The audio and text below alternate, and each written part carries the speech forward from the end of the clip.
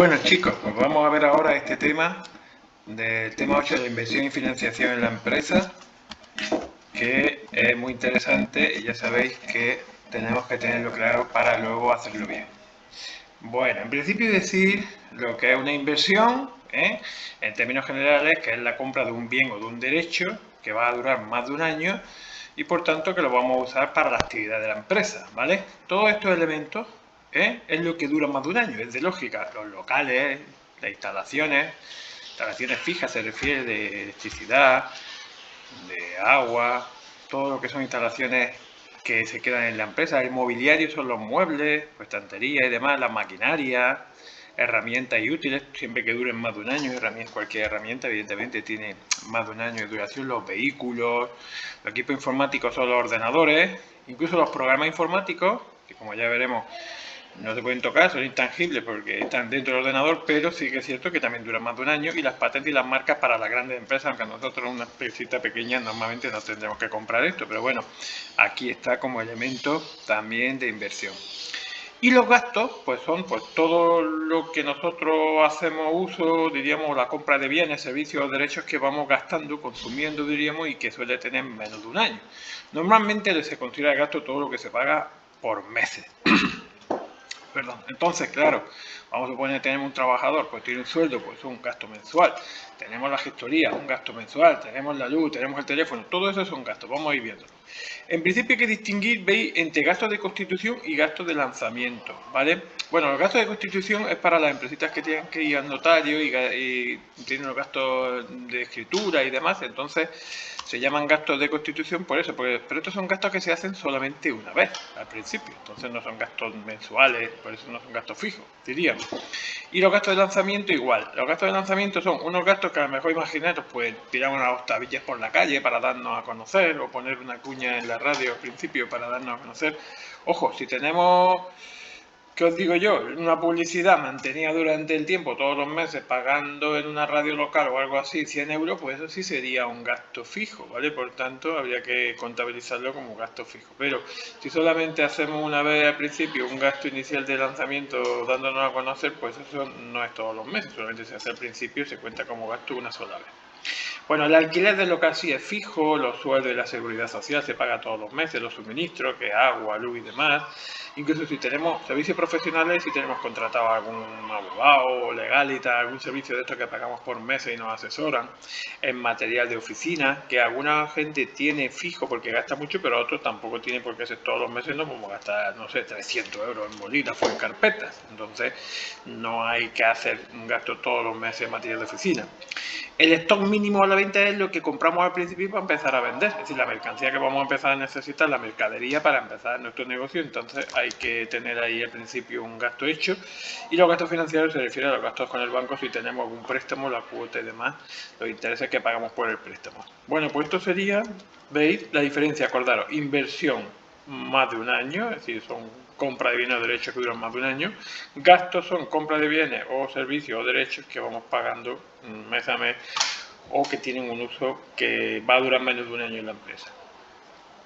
Luego tenemos que obtener financiación, es decir, tenemos que tener recursos económicos para pagar lo que vamos a hacer. Por eso, lo que se suele hacer es calcular de entrada pues, los gastos y las inversiones, los gastos de los 3 primeros meses, vamos a llamarlo así, sumarlo con las inversiones y tener un montante global aproximado para saber qué préstamos necesitamos. Entonces, vamos a suponer que nosotros tenemos ahorrado 10.000 euros y empezamos a hacer nuestras cuentas. Y aquí pues hemos visto que en inversiones vamos a necesitar un coche, vamos a tener inmobiliaria, vamos a hacer una reforma en el local, vamos a comprar una maquinaria, vamos a necesitar, por ejemplo, 30.000 euros de entrada. Y luego tenemos unos gastos fijos todos los meses de 3.000 euros, por ejemplo, o 2.000. Lo multiplicamos por 3 para saber un poco cuánto necesitaríamos para los 3 primeros meses, multiplicamos 2.000 o 3.000, por ejemplo, vamos a suponer 3.000 euros mensuales por 3 serían 9.000, más los 30.000 que hemos dicho de inversiones serían 39.000. Pues mira, ya sabemos aproximadamente que tenemos que pedir un préstamo de 40.000 euros. Para esto se hace.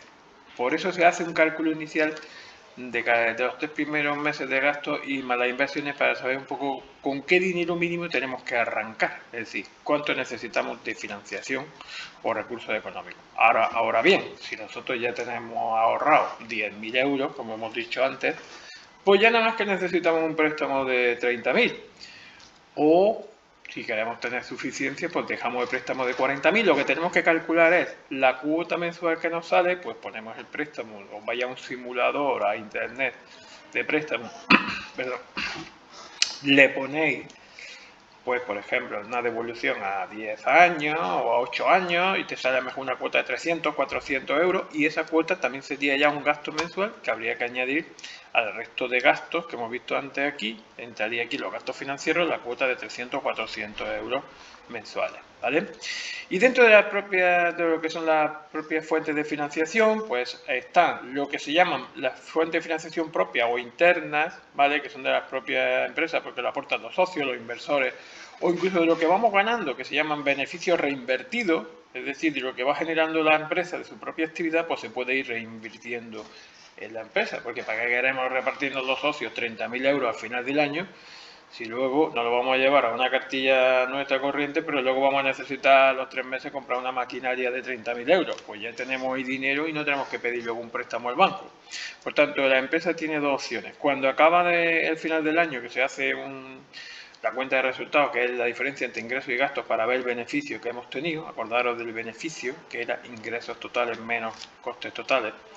Pues claro, de esa parte, una vez que ya pagamos los impuestos que nos corresponden, pues podemos o bien quedarnos los socios con el dinero o bien reinvertirlo, ¿vale? En la empresa y así poder financiar otras actividades, ¿vale? Que necesitamos después o otra maquinaria o lo que necesitemos. Hemos dicho que la fuente de financiación propia es la de dentro de la empresa y las ajenas son las que vienen de fuera, pues de bancos, empresas, particulares, y esto sí que hay que devolverlo. Por tanto, una primera diferencia entre las fuentes de financiación son las propias, que son las que no se devuelven, y las ajenas, que sí que hay que devolverlas y normalmente con intereses. Luego, dentro de los recursos propios, hemos dicho antes que las que eran externas vienen de fuera, pero vamos a ver, aquí hay que aclarar una cosa. La empresa hay que verla como un ente que se crea. Yo siempre digo que una empresa es como un niño que tiene un proceso de constitución, que es como el embarazo. Entonces, al final del embarazo nace el niño, se registra en el registro civil y ya tiene personalidad física, le ponemos un nombre al niño o a la niña. Pues la empresa igual, la empresa, el proceso de constitución es el embarazo, que estamos haciendo papeles para darle de alta, buscamos el CIF, ponemos el nombre, hacemos escritura, vamos al notario y al final registramos en el registro mercantil y bueno, pues ya nace el niño o la niña, le ponemos un nombre a la empresa y ya tiene personalidad jurídica. Acordaros, personalidad física somos los que tenemos carne y hueso, vamos a llamarlo así. Personalidad jurídica son las empresas, sociedades y demás que se han creado por el derecho y por tanto también son entes que tienen personalidad, pero en vez de llamarse física se llama jurídica porque la ha creado el derecho. Bueno, pues si los fondos vienen de la propia empresa que hemos dicho, pues son recursos propios, todo esto que pueden venir de los socios, de los inversores y de lo que antes hemos dicho de la autofinanciación, era cuando nosotros podíamos reinvertir lo que íbamos ganando en la empresa, ¿vale? Dentro de los recursos propios, que era lo que no había que devolver, acordaros que eran las tres situaciones en las que podíamos, una interna que era la que la propia empresa va generando el dinero que vamos necesitando y lo guardamos, que se llama autofinanciación, es decir, nos financiamos nosotros mismos de lo que vamos ganando. Luego hay otra parte de inversores que podemos dar de alta, pero que ahora entran en la empresa si les damos, diríamos, como participación. Y la que nosotros aportamos los socios, que en realidad se lo damos a nuestra empresa, pero lo aportamos de fuera porque es nuestro y luego nos lo tiene que devolver la empresa cuando acabe o se liquide. Tanto la empresa es como un ente aparte que tenemos nosotros ahí, que es nuestra, pero luego genera una actividad y esa actividad da un beneficio que hay que reinvertir o quedárnoslo, pero al final siempre tiene que estar todo reflejado para saber qué es de cada quien y por qué. Porque si hay luego una liquidación de la empresa, por ejemplo, porque no va bien, pues hay que repartir lo que hemos aportado cada uno en función de lo que hayamos puesto en la escritura y el reparto hay que hacerlo ya según las cuotas de participación y demás. Bueno, vamos a dejarlo aquí y en el siguiente vídeo sigo explicando el tema, ¿vale?